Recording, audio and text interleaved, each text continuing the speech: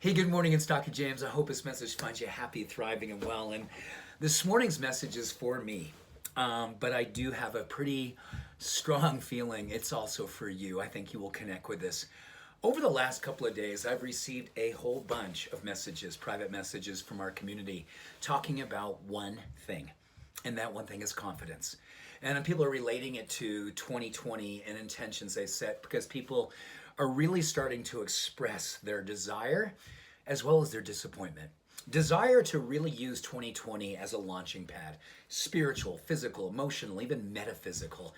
Like there's something about 2020 that makes you feel like, you know what? This is the year that I emancipate myself from my own self-oppression. This is the year I step in to my heroic demonstration of love, of expressing my gifts and my talents and bringing my gold, uncovering my brilliance and my beauty so the world can see why I'm here. And it has nothing to do with ego, does it? It has nothing to do with you, hey, look at me. It's, hey, what can we present to the world? And I know deeply that challenge of confidence. I know deeply what it's like to suffer from a lack of confidence, a lack of self-esteem, a lack of self-worth. And over the last 56 years as a child who grew up around booze and subtle and then times overt types of dark,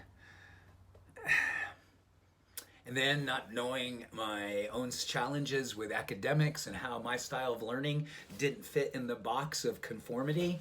And so I sat out here as a failing student, and that also sort of a couple with my challenges inside and my challenges outside. And you know what's beautiful?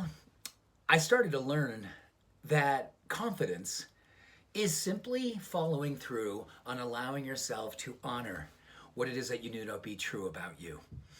And it doesn't come from the world. This isn't something the world goes, oh my gosh, I see how amazing you are, and I'm going to continually remind you of how amazing you are. The world doesn't typically do that, does it? You may have someone who loves you like that, a mom, a dad. I've got a mom who loves me like that and cheers for me like that. But, the world doesn't take kindly to people who, how should we say, learn outside of the box, who aren't afraid to express love and light openly and not be afraid to try to bring more compassion and acceptance and inclusivity into the world. That can sometimes, you can get hammered for that these days. So, the word confidence comes from a deep faith. It's a deep faith of expressing what you know to be true about you. And what's beautiful about that, this is the private work. We get a chance to do it every single day. We wake up and sometimes we don't feel like we're worthy. We wake up and sometimes we feel a sense of anxiety. We feel a sense of wondering whether or not we're going to go ahead and navigate the day with our truth, or we're just going to comply or conform.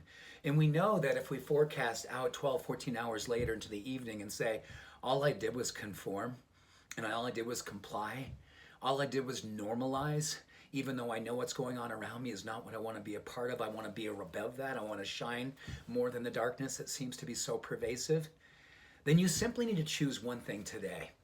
And that one thing is knowing your deepest truth. And then absolutely doing what you know you will say you will do to present that truth to yourself. Present it to yourself.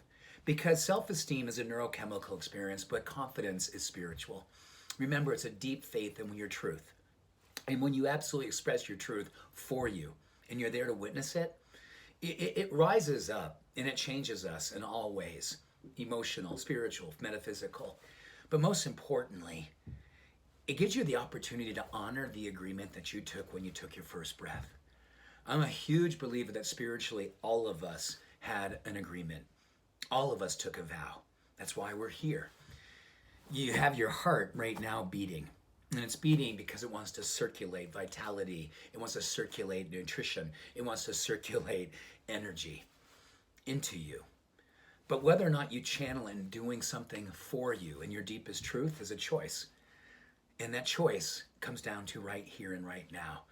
Write down or hold in your heart or have a mantra, visualize what it is that you will do today to express that deep knowing, the thing that totally aligns with your confidence, and have it be your beautiful private win. And don't be surprised if it becomes a public demonstration of possibility, because we are alive to the degree that we serve. And when we serve with deep faith inside, it broadcasts on the outside.